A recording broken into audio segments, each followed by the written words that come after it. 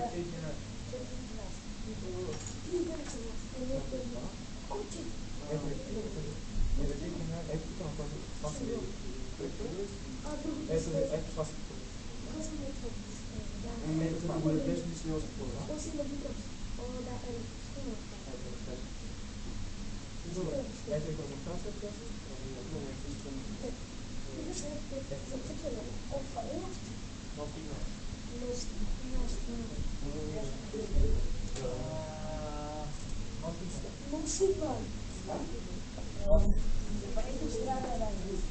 go to education.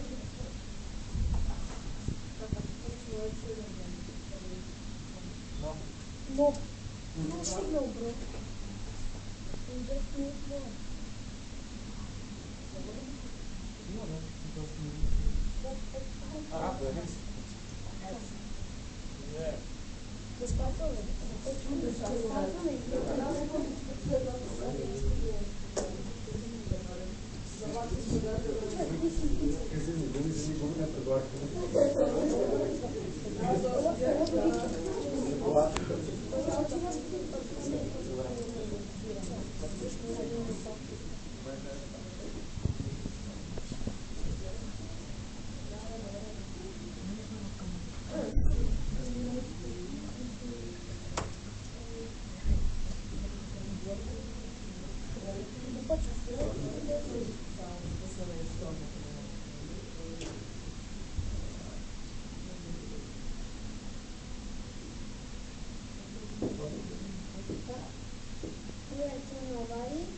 We are going to present our project.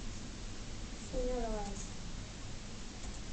Okay. All people have a lot of problems, but one of the most important problems is the lack of computer knowledge. That is why we came up with the idea of an operating system for the computers and tablets. It's open source, fully customizable, and easy to use. We talked with our senior partner, Snezana Koleva, and found out that most of her problems are being able to be solved using a computer. The thing is, most seniors don't know how to use a computer because there are no operating systems easy enough for use.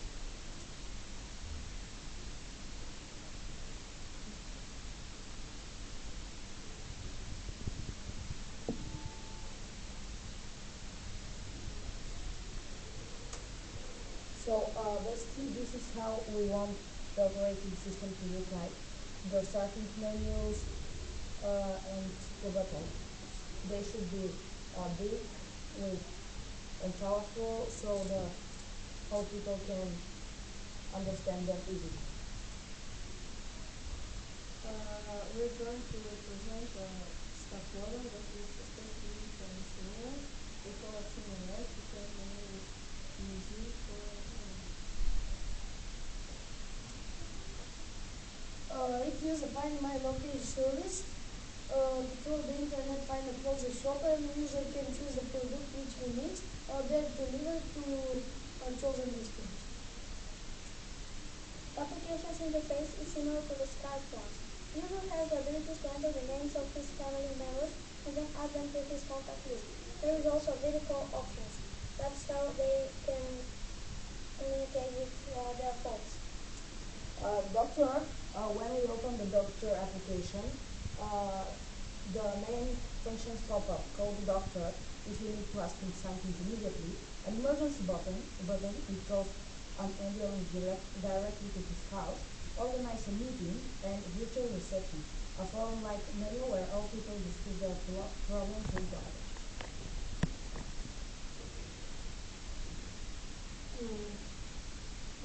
Things. The user system is similar to the shop one, but it connects with the Chinese and is especially designed for medicine. Another function is the menu. It reminds the senior when and what medicines should he take. That is this. This function is connected to the front-page tax system, and by it the senior can pay his bills, taxes, get his pension, and all of this is done through the internet via bank account or credit card. The settings of current content will be easy for seniors to use, and they can arrange the apps, and they can help the seniors. You can also watch tutorials which will explain them how to use the internet and computer. thank you for your attention. We are Team Nobody. I'm Korean Polar. I'm Korean Victor. Nicola Francis. Amanda Bishmeko. And Dimitri Ruja. He's from China.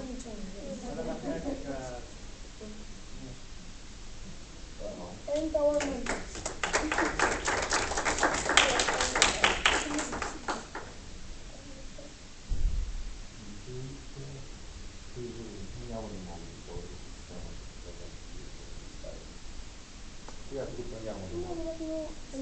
Значи слепи или Facebook са нямат пълна предвидимост на цели. Една добра идея за слепи хора обаче да включим нещо от сорта на Talkback функция, където клиничката там да се появя, да ти казва всъщност какво си избрал. Например, избрахте настройки и обърсвания, избрахте на визит. 4 точки. Да. И продуктите от тези множни. Да, ние решихме да го направим още по-просто чрез тази операционна система.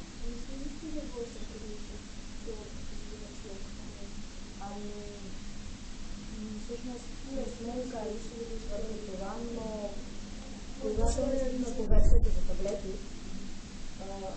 това всъщност може да се включи там.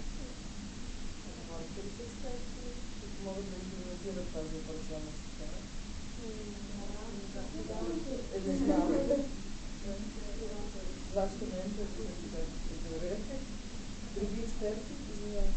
Ами решихме, че ще презентираме операционната система пред всички днес, като за да бъде изненада.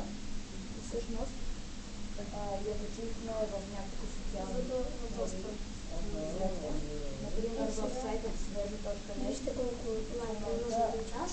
Качихме преди един час и вече Има 246 гледания и е най-отгоре на актуалните.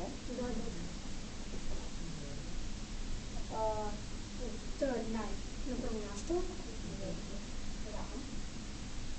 Освен това има две харесвания на Facebook, няколко шервания, Google плюсове, Twitter и коментари. Общо взето всякакви социални.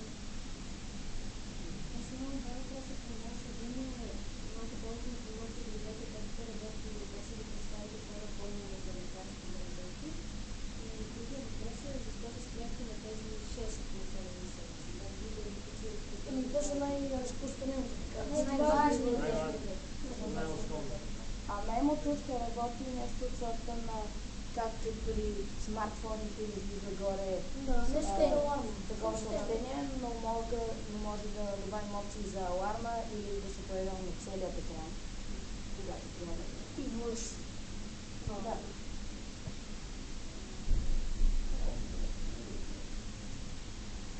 Това може да кажем по-лесно практици на телевизионни програма. И тя са предвидени тази операционна система за малко лаптопчета и таблети.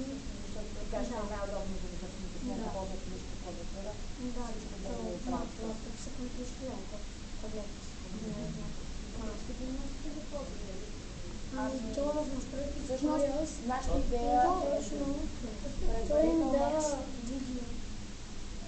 идея предварително някой да я инсталира за тях, тя е безплатна. Някой да я инсталира за тях и след това евентуално с инсталацията ще се пускат автоматично Да, за опътванията, където да може да се изведе точно така показва.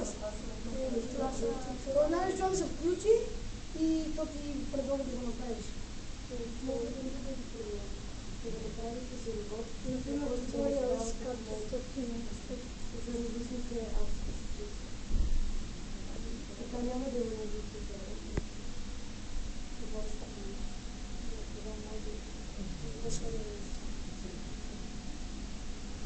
Силният проблем е, че всъщност с робот ще изглежда доста по-скъпо. Да не се гледам като за възрастни. Да не е... Само с по-скъпите курси. Има едно приложение за български, което